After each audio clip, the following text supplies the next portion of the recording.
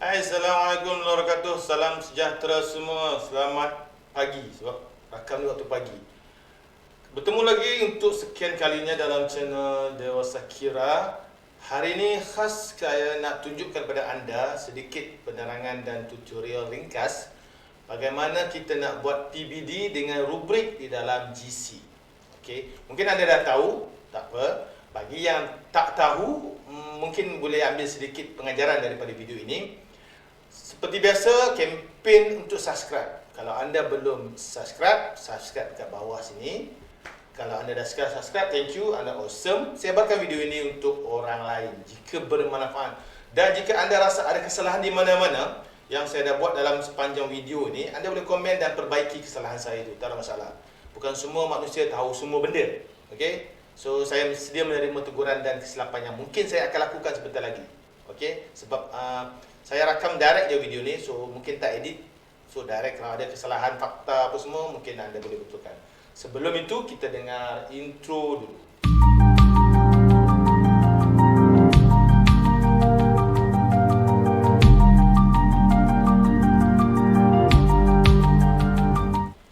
Okey, jumpa lagi. Seperti anda lihat dekat belakang saya ni adalah Google Classroom bagi kelas saya, kelas sebenar. Saya tak nak tunjuk features-features lain, saya terus kepada bagaimana kita nak buat rubrik dan untuk membuat PBD, TP dalam, meletakkan TP dalam kita punya penilaian untuk murid-murid. Okey, kita pergi ke classwork. Sebelum tu saya tengok contoh dulu. Contoh mana-mana subjek lah, contohnya video kebakaran ni. Okey, ada 25 orang dah turn in untuk video ni, untuk PDP ni.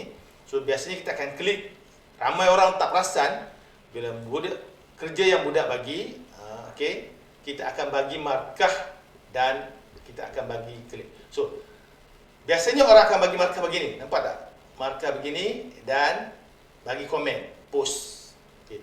Ramai orang tersilap bila bagi markah, dia tak return. So, kalau tak return, markah tu belum markah. Markah tu hanya draft dan murid tak dapat lihat markah itu. Okay. Bagi tujuan ini, so kita balik kepada kita punya classwork. Saya nak tunjukkan bagaimana letakkan TP kita, rubrik. Okay, saya pergi edit. Sekejap.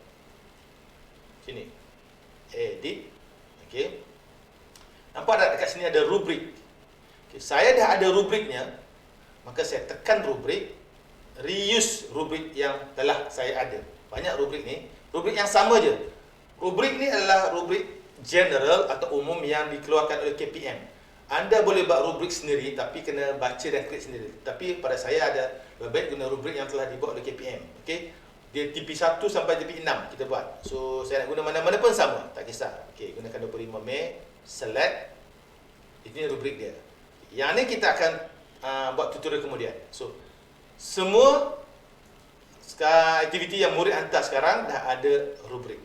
Okey, kita pergi ke turn in. Okey, tengok tadi yang mana dan tengok dah ada TP dia, nampak TP rubrik. Okey. Saya tak nak baca, saya tak nak tonton baca apa yang murid tulis sebab kita bukan nak menilai isi dia, kita nak tengok macam mana kita nak buat TP. Okey. Okey.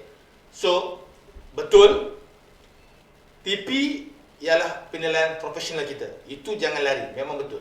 So, berdasarkan ini kita dah baca, kita dah ajar. Betul tak murid boleh capai apa yang kita nak? Kalau ini contoh BM, okay, berdasarkan profesionalisme kita, kalau budak ni tak mencapai lagi satu pun tak, tapi mustahil lah kes ni tak capai. Contoh saja Kalau kita tengok, lari jauh lah, tak capai langsung, kita tak perlu bagi TP, kita letak kosong.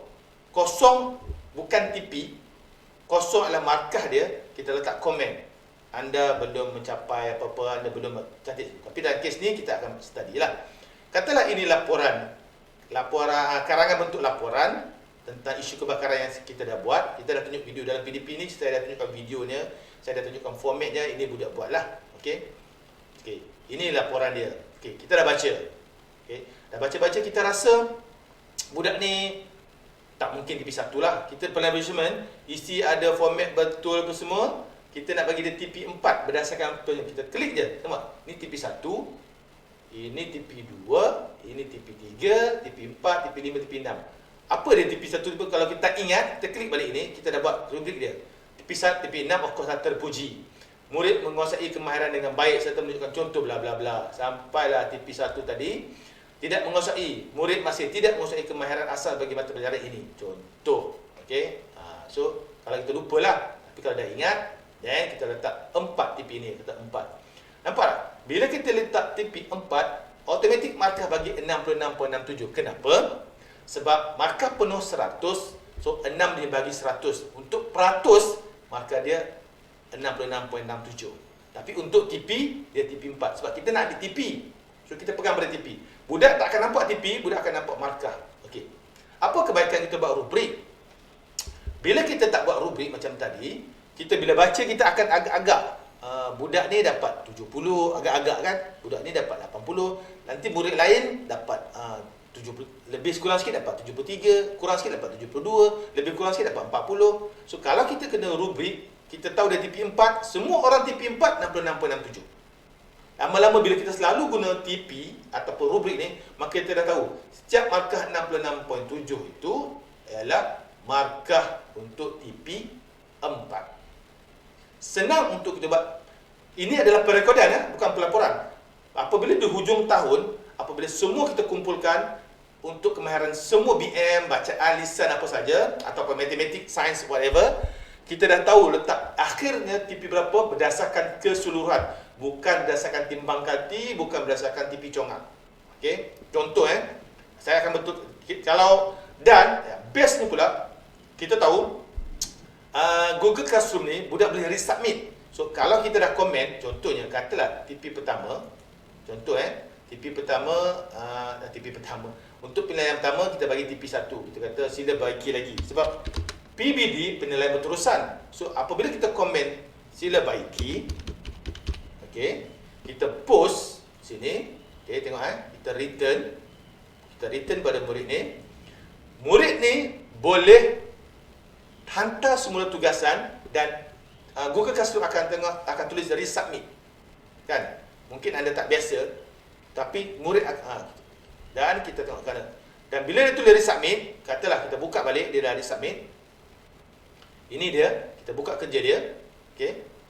Contoh, hari tu kan TP hari tu macam hari kemudian lah, tadi lah. Tadi kan TP 2. So kita buat dah betulkan semula, kita betulkan balik TP 4. Contohnya, resubmit semula. Kita return. Ini dah, tadi dah komen, kita dah return. Okay, so nampak? Previous, dia tulis itu. Previous TP 2, 3.3. Sekarang TP 4. Nampak? Ada peningkatan. Kita dah buat PBD yang berterusan. Sebab murid tu dah diberi peluang untuk membaiki TP dia. Tadi dia tak bagus. Minggu lepas dia tak bagus. Dia hantar semula atau kerja sekarang ni. Hari Senin dia hantar, kita dah komen, dia dah semak, dia betulkan semula, maka TP dia boleh meningkat. Itulah PBD, penilaian berterusan. Okey? Dan kita akan nampak. So, saya tunjuk satu contoh saja, dah TP 4 ni. Okay. Kita dah tunjuk contoh keseluruhan pula. Kita pergi tengok sini. Apa yang saya masukkan keseluruhan? Bagi anda mungkin tak biasa atau tak perasan. Apabila kita tengok grade, ini belum habis ya. Kita dapat tengok keseluruhan berdasarkan markah yang atas ya. Markah ni jangan lupa, markah berbeza. Untuk senang, saya nasihatkan semua kerja bagi 100 untuk senang. Tapi kalau nak bagi macam saya, kadang-kadang ada yang kerja pemberatan dia ialah weightage dia 50, ada yang 10 pun ada. Tengok pada kerja lah kan. Sebab saya tahulah sebab kerja saya, murid saya tahu. Tapi kalau anda tak nak pening kepala, anda bagi semua 100, lebih senang. Okay. Untuk kes-kes ni, kita tengok untuk draft laporan atau temu bual lah, keseluruhan murid saya 59 dalam TP 3, maksudnya lulus. Murid saya keseluruhan ini, sebab ini overall murid saya dah capai at least 3. Tapi secara individu ada yang dah dapat TP 2 ni 83.3 adalah TP 2. Kita tengok. Okey, nak tengok ni, kita cuba klik view submission. So nampak TP 2, TP 5 tadi saya dah sebut.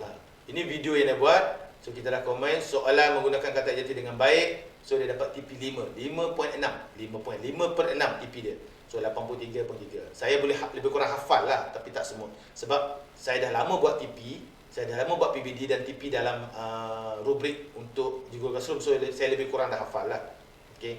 Pun kadang-kadang terlupa juga 8.8 pergi. Ini TP2 tadi kan.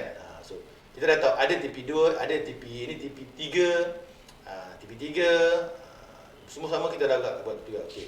So markah keseluruhan. Okey. Apabila kita buat TP untuk akhir, katalah contohnya semua dah fill up kan. Akhirnya dia dapat 45.54%. Okey. 45 dia lebih kurang TP3 lah. TP3.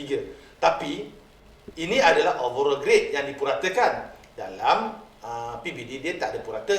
Okey. So sebelum kita tulis transfer maklumat ni ke dalam pelaporan yang diminta oleh KPM melalui BPK 2 tahun sekali itu, kita tengok semula student ni secara banyak kat mana kan. Okey, TP mana dia paling banyak, ataupun kita boleh ubah dekat sini. Kita ubah dia nanti sebelum kita transfer lah, sebab ini kita boleh download dalam bentuk kita boleh download dalam bentuk Excel. Okey, tapi sebelum kita download, kita nak ubah ataupun kita dah download nak ubah pun boleh. Download dalam bentuk Excel, kita tengok oleh kerana sasiah dia bagus, cubaan dia bagus dan dia banyak dapat TP apa, maka kita bundarkan dia atau beri dia berdasarkan professional judgement kita beri dia contoh dalam contoh kes ni, budak ni memang bagus lah, memang cantik lah, dan budak ni 67 ni keseluruhannya dia dapat TP 4, 67 ni TP 4 lah, keseluruhannya dapat TP 4 dan dia layak TP 5, maka kita bagi TP 5. Kalau ada orang argue dekat kita, kenapa budak ni bagi TP 5? Kita boleh buka balik Google Classroom kita. Kadang-kadang kau tengok ni, budak ni, markah dia pam, semua dia bagus. So aku layak dan aku berani bagi dia TP 5. Berbanding dengan kita hanya tiba-tiba je bagi pelaporan akhir. Bulan 6 bagi TP 5, bulan 4 bagi TP 4. Tak ada evidence, tak ada urutan cerita, tak ada perekodan yang menunjukkan perkembangan budak. Sebab tu kita takut nak bagi TP, sebab kita tak ada bukti.